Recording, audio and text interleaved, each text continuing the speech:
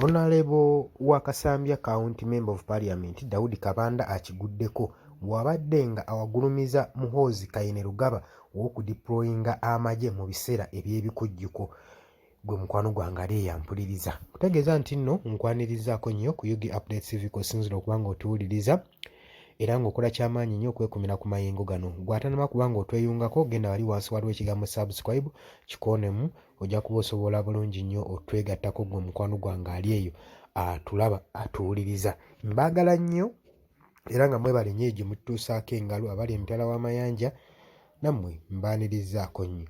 Kaakati tukimanyi bulungi nnyo nti ennaku zino zonna eziyise kuva amakujjuko ga Mukama waffe Yesu Kristo we gaatandika,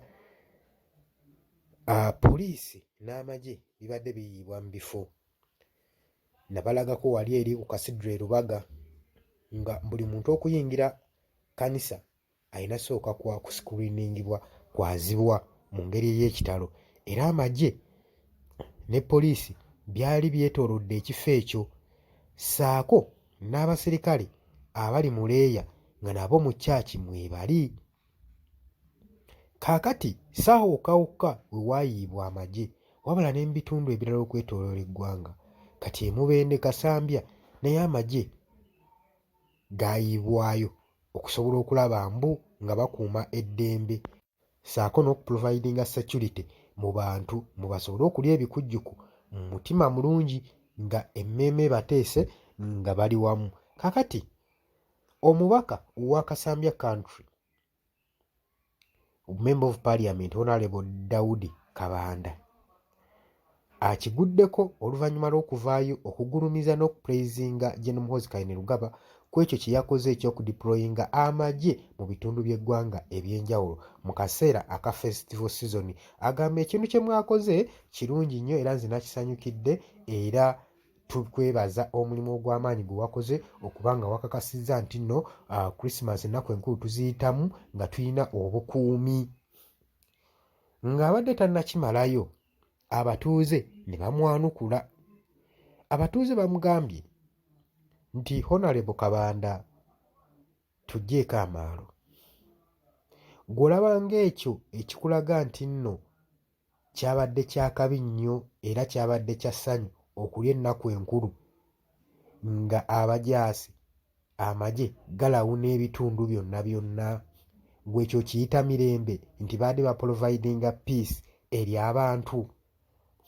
Ne bamugamba nti eno waliyo n'ensi nga Qatar, United Arab Emirates, waliwo ensi nnyingi nnyo.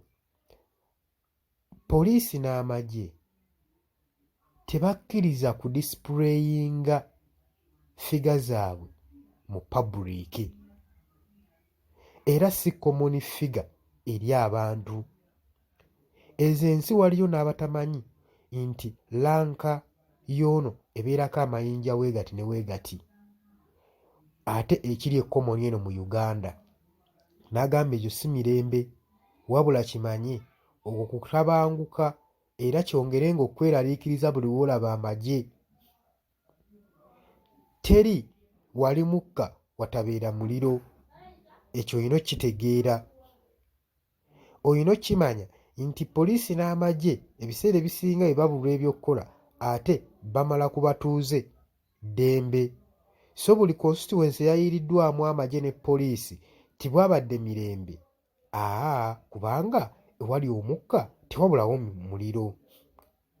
Olina okkimanya nti mu mawanga agasinga amagye galabikako nga waliwo ekizibu eky'amaanyi ekiguddewo. Singa wano mu Uganda w'ogenda okkera ku makya nga amagye ne poliisi gayiibwa mu streets z'omu bibuga, babanga abakeera okukola. Gwe mukwano gwange ali eyampuliriza.